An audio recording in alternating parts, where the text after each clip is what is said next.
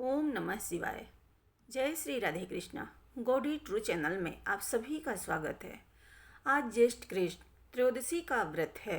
त्रयोदशी तिथि में सायंकाल का समय प्रदोष कहा गया है। प्रदोष के समय महादेव जी कैलाश पर्वत के रजत भवन में नृत्य करते हैं और देवता उनके गुणों का स्तवन करते हैं। अतः धर्म, अर्थ, काम और मोक्ष की इच्छा रखने वाले पुरुषों को प्रदोष में नियम पूर्वक भगवान शिव की पूजा, होम, कथा और गुणगान करनी चाहिए। भगवान शिव की पूजा करने से मनुष्य दरिद्रता, मृत्यु, दुख और पर्वत के समान भारी ऋण भार से शीघ्र ही मुक्त होकर संपत्तियों से युक्त हो जाता है। विदर्भ देश में सत्यरथ नाम से प्रसिद्ध एक राजा थे जो सब धर्मों में तत्पर, धीर, सुशील और सत्य प्रतिज्ञ थे। धर्म पूर्वक पृथ्वी का पालन करते हुए उनका बहुत सा समय सुख पूर्वक बीत गया। तदंतर सालों देश के राजाओं ने विदर्भ नगर पर आक्रमण करके उसे चारों ओर से घेर लिया। अपनी पुरी को शत्रुओं से घिरी हुई देख विदर्भ राज विशाल सेना साथ लेकर युद्ध के लिए आए। बलोन्मत्त सालव देशीय क्षत्रियों के साथ राजा का अत्यंत भयंकर युद्ध हुआ। सालवों की बहुत बड़ी सेना मारी गई। अंत में विदर्भ राज भी उनके हाथ से मारे गए। मंत्रियों सहित उस महारथी वीर राजा के मारे जाने पर मरने से बचे हुए सैनिक भाग खड़े हुए। उस समय विदर्भ राज्य सत्यरथ की एक पतिव्रता स्त्री अत्यंत शोकग्रस्त हो रात के समय राजभवन से निकलकर पश्चिम दिशा की ओर चली गई। वह गर्भवती थी। सवेरा होने पर धीरे धीरे मार्ग से जाती हुई उस साध्वी रानी ने बहुत दूर का रास्ता तय कर लेने के पश्चात एक स्वच्छ तालाब देखा और वह उसके किनारे शोभा पाने वाले एक छायादार वृक्ष के नीचे बैठ गई। भाग्यवश उसी निर्जन स्थान में वृक्ष के नीचे पतिव्रता रानी ने उत्तम गुणों से युक्त शुभ मुहूर्त में एक पुत्र को जन्म दिया। तत्पश्चात अत्यंत प्यास से व्याकुल हो वह सुंदर अंगों वाली रानी जलाशय में उतरी। इतने में ही एक बड़े भारी ग्राह ने आकर उसे अपना ग्रास बना लिया। वह बालक पैदा होते ही माता पिता से हीन हो गया और भूख प्यास से पीड़ित हो उस सरोवर के किनारे जोर जोर से रोने लगा। वह नवजात शिशु जब इस प्रकार क्रंदन कर रहा था उसी समय भाग्यवश वहाँ एक श्रेष्ठ ब्राह्मणी आ पहुँची।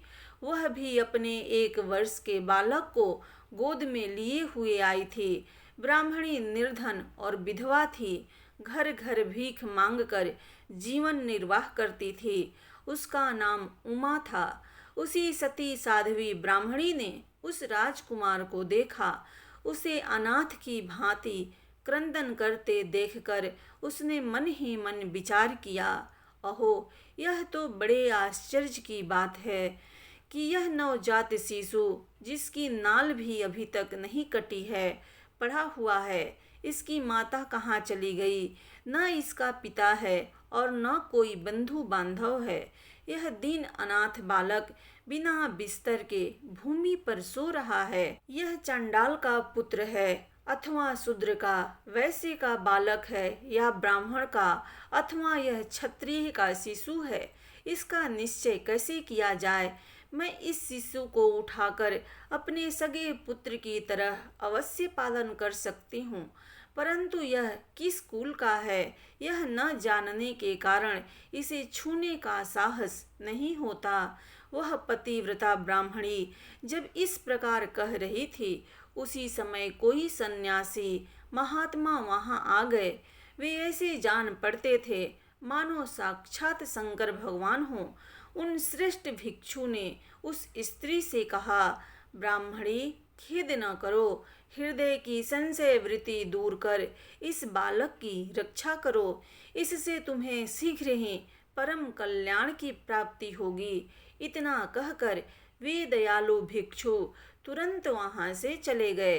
उनके जाने के बाद ब्राह्मणी ने विश्वास पूर्वक उस बालक को लेकर अपने घर की ओर प्रस्थान किया। उस राजकुमार का ब्राह्मणी ने अपने बेटे के समान ही पालन पोषण किया। एक चक्रा नामक नगर में उस ब्राह्मणी का घर था। वह भिक्षा के अन्न से ही अपने पुत्र और राजकुमार को भी पालने लगी। ब्राह्मणों ने ब्राह्मणी के तथा राजा के भी पुत्र का संस्कार कर दिया। वे दोनों सर्वत्र सम्मानित होकर दिन दिन बढ़ने लगे। समय आने पर उनका उपनयन संस्कार हुआ। अब वे दोनों बालक एक साथ रहकर नियमों का पालन करने लगे। दोनों माता के साथ प्रतिदिन भिक्षा के लिए जाते थे। एक दिन वह ब्राह्मणी उन दोनों बालकों के साथ भीख मांगती हुई देवयोग से देव मंदिर में गई। वहाँ बड़े बूढ़े ऋषि मुनि रहा करते थे। उन दोनों बालकों को देखकर परम बुद्धिमान सांडिल्य नामक मुनि ने कहा, अहो, देव का बल बड़ा विचित्र है। कर्मों का उल्लंघन करना किसी भी जीव के लिए अत्यंत कठिन है। देखो ना, यह बालक दूसरी माता की शरण लेकर भिक्षा से जीवन निर्वाह करता है। इस ब्राह्मणी को ही श्रेष्ठ माता के रूप में पाकर ब्राह्मण बालक के साथ ब्राह्मण भाव को प्राप्त हो गया। सांडिल्य मुनि का यह वचन सुनकर ब्राह्मणी को बड़ा विस्मय हुआ। उसने भरी सभा में मुनि को प्रणाम करके पूछा, ब्राह्मण, एक सन्यासी के कहने से मैं इस बालक को अपने घर ले आई हूँ। यद्यपि अभी तक इसके कुल का पता नहीं लगा, तथापि मैं पुत्र की भांति इसका पालन पोषण करती हूँ। आप ज्ञान के नेत्रों से देखते हैं, अतः आपसे मैं यह जानना चाहती हूँ कि यह बालक किस कुल में उत्पन्न हुआ है और उसके माता पिता कौन हैं। मुनि बोले, यह विदर्भ देश के राजा का पुत्र है। इतना कहकर मुनि ने उस बालक के पिता के युद्ध में मारे जाने का तथा उसकी माता के ग्राह द्वारा ग्रस्त होने का सब समाचार पूर्ण रूप से बतलाया। यह सुनकर ब्राह्मणी को और भी आश्चर्य हुआ। अतः उसने फिर प्रश्न किया, महामुने, वे राजा संपूर्ण भोगों को छोड़कर युद्ध में क्यों मरे और इस बालक को दरिद्रता कैसे प्राप्त हुई? तब दरिद्रता को पूर्णतः नष्ट करके यह पुनः राज्य कैसे प्राप्त करेगा? मेरा यह पुत्र भी भिक्षान से ही जीवन निर्वाह करता है, अतः इसकी दरिद्रता के निवारण का भी क्या उपाय है, यह बताने की कृपा करें। सांडिल्य मुनि ने कहा, इस राजकुमार के पिता विदर्भराज पूर्व जन्म में पांड्य देश के राजा श्रेष्ठ थे। वे सब धर्मों के ज्ञाता थे और संपूर्ण पृथ्वी का धर्म पूर्वक पालन करते थे। एक दिन प्रदोष काल में राजा भगवान शंकर का पूजन कर रहे थे और बड़ी भक्ति से त्रिलोकीनाथ महादेव जी की आराधना में संलग्न थे। उसी समय नगर में सब ओर बड़ा भारी कोलाहल मचा। उस उत्कट शब्दों को सुनकर राजा ने बीच में ही भगवान शंकर की पूजा छोड़ दी और नगर में क्षुभ फैलने की आशंका से राजभवन से बाहर निकल गए। इसी समय राजा का महाबली मंत्री शत्रु को पकड़कर उनके समीप ले आया। वह शत्रु पांड्य राज का ही सामंत था। उसे देखकर राजा ने क्रोध पूर्वक उसका मस्तक कटवा दिया। शिव पूजा छोड़कर नियम को समाप्त किए बिना ही राजा ने रात में भोजन भी कर लिया। इसी प्रकार राजकुमार भी प्रदोष काल में शिव जी की पूजा किए बिना ही भोजन करके सो गया। वही राजा दूसरे जन्म में विदर्भराज हुआ था। शिव जी की पूजा में विघ्न होने के कारण शत्रुओं ने उसको सुख भोगों के बीच में ही मार डाला। पूर्व जन्म में जो उसका पुत्र था वही इस जन्म में भी हुआ है। शिव जी की पूजा का उल्लंघन करने के कारण यह दरिद्रता को प्राप्त हुआ है। इसकी माता ने पूर्व जन्म में छल से अपनी सौत को मार डाला था। उस महान पाप के कारण ही वह इस जन्म में ग्राह के द्वारा मारी गई। मैं सत्य कहता हूँ, परलोक में हित की बात कहता हूँ, शास्त्रों का सार एवं उपनिषदों का हृदय कहता हूँ। इस भयंकर असार संसार को प्राप्त करते हुए जीव के लिए ईश्वर के चरण विंदों की सेवा ही सार वस्तु है।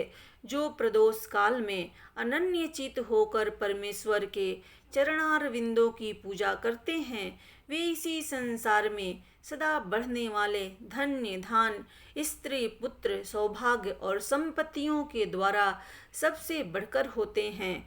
हे ब्राह्मणी, यह तुम्हारा पुत्र पूर्व जन्म में उत्तम ब्राह्मण था। इसने सारी आयु केवल दान लेने में बिताई है, यज्ञ आदि सत्कर्म नहीं किए हैं, इसलिए यह दारिद्रता को प्राप्त हुआ है। उस दोष का निवारण करने के लिए अब यह भगवान की शरण में जाए। मुनि के इस प्रकार कहने पर साध्वी ब्राह्मणी ने उन्हें प्रणाम करके शिव पूजन की विधि का क्रम पूछा। सांडिल्य मुनि बोले, दोनों पक्षों की त्रयोदशी को मनुष्य जब निराहार रहे तब सूर्यास्त से 3 घड़ी पहले स्नान करे, फिर श्वेत वस्त्र धारण करके संध्या और जप आदि नित्य कर्म विधि पूर्वक करके मौन हो शास्त्र विधि का पालन करते हुए भगवान शिव की पूजा प्रारंभ करे और हृदय में भक्ति भाव से युक्त हो पूजा की सब सामग्री एकत्र करें। फिर पवित्र भाव से शिव का ध्यान करें। भगवान के 3 नेत्र हैं, मस्तक पर चंद्रमा का मुकुट शोभा पाता है, जटाजूट कुछ कुछ पीला हो गया है, उस पर रत्न जड़ित किरीट सुशोभित है, उसके कंठ चिन्ह हैं और सब अंग अंग से उदारता सूचित होती है। सर्पों के हार से उनकी बड़ी शोभा हो रही है। उनके एक हाथ में बरद और दूसरे में अभय की मुद्रा है। वे फरसा धारण करते हैं।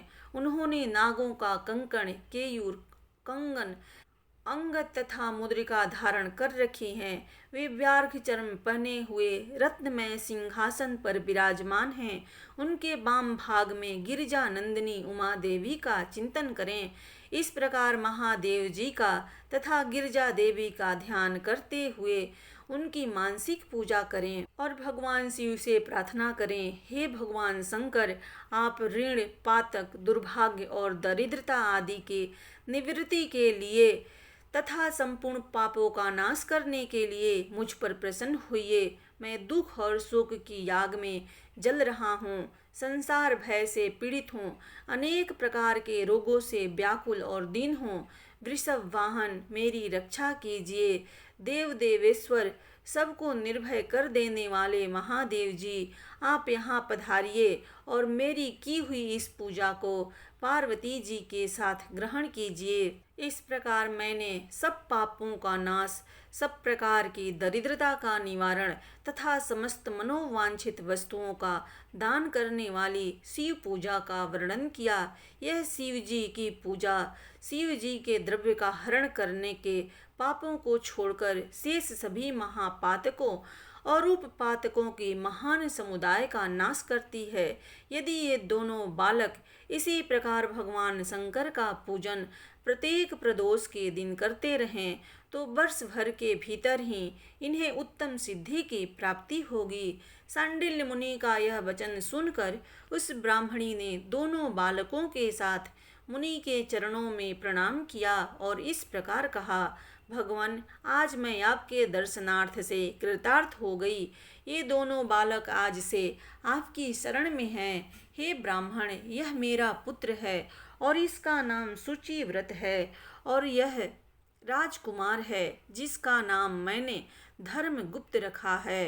ये दोनों बालक और मैं सभी आपके चरणों के दास हैं। इस घोर दारिद्रता सागर में गिरे हुए हम सब का आप उद्धार कीजिए।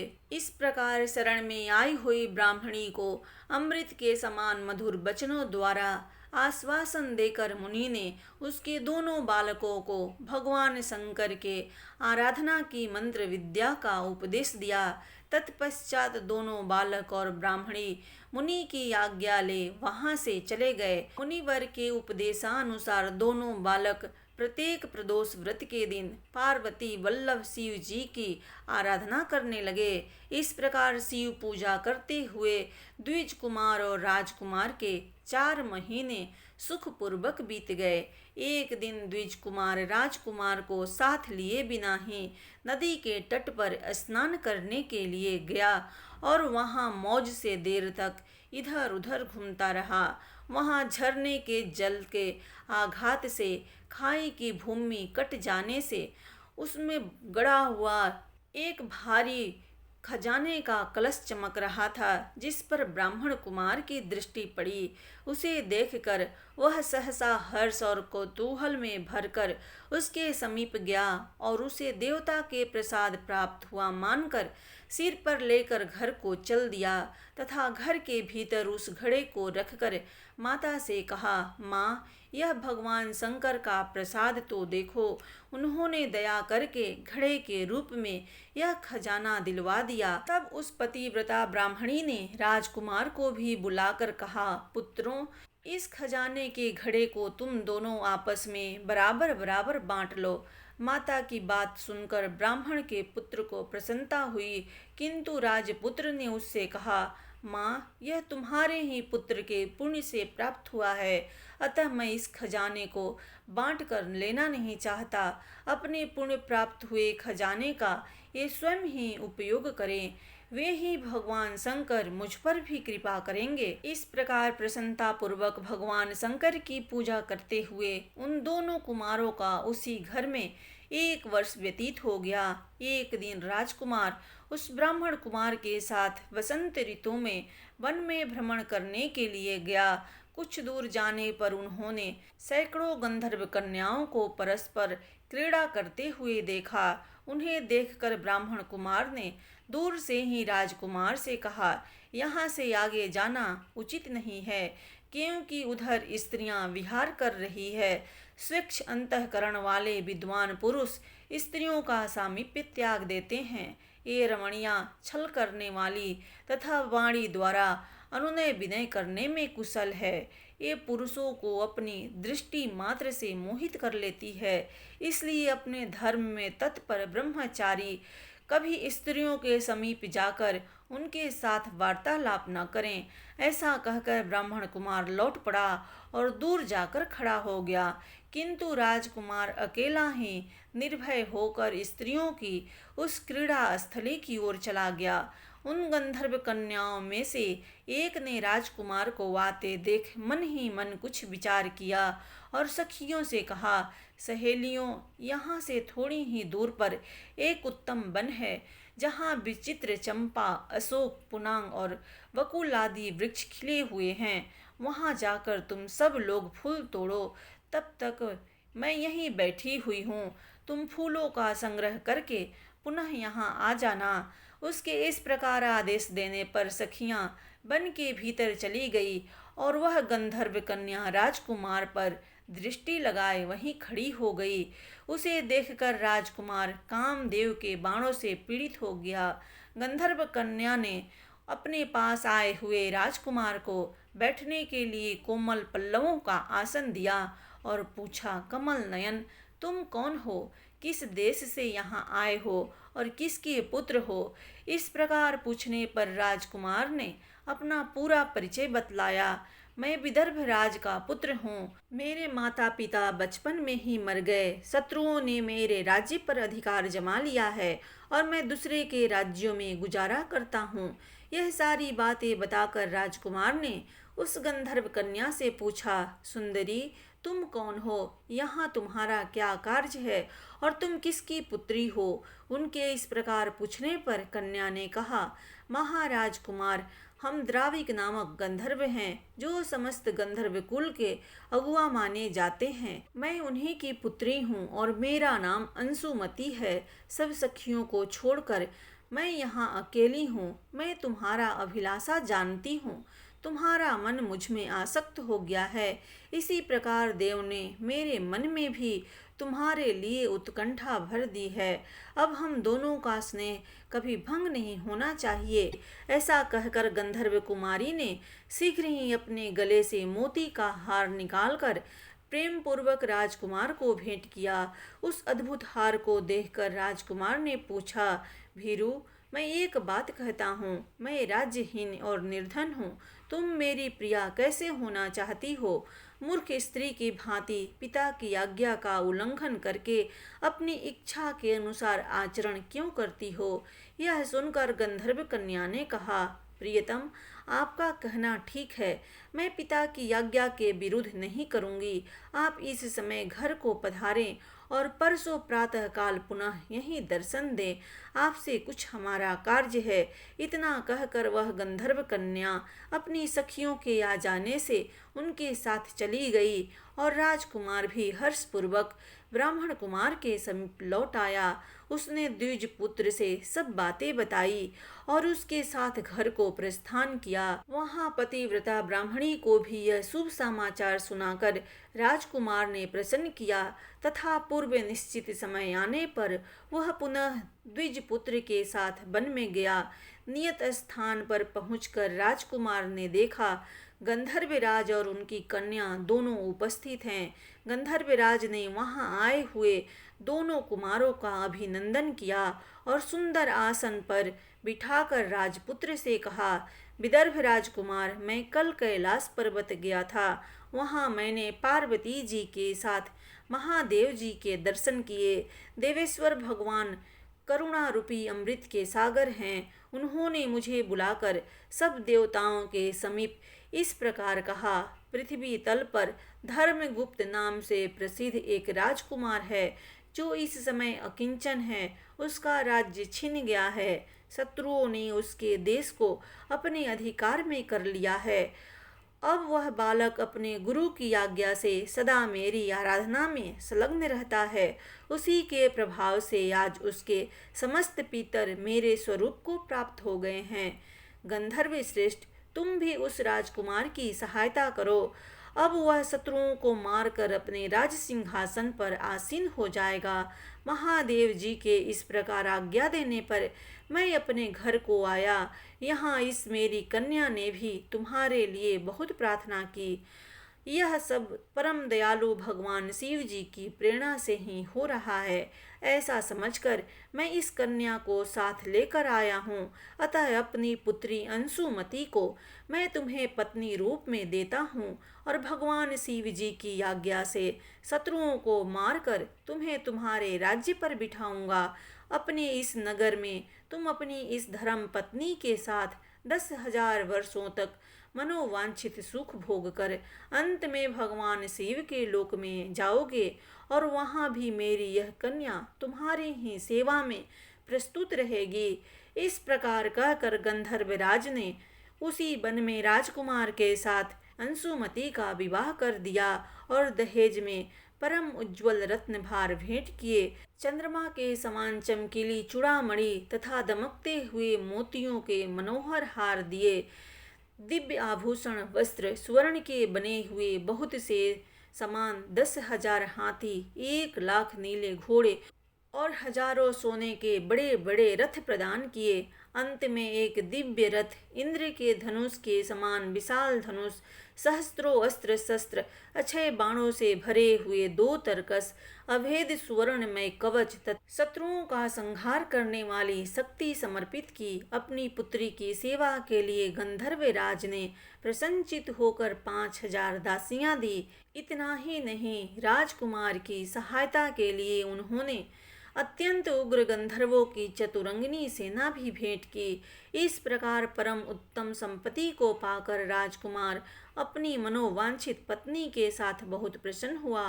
पुत्री का विवाह कराकर गंधर्वराज स्वर्गलोक में चले गए। धर्मगुप्त विवाह के अनंतर गंधर्वों की सेना के साथ अपने नगर को गए और वहां उन्होंने शत्रु सेना का संहार करके राजधानी में प्रवेश किया।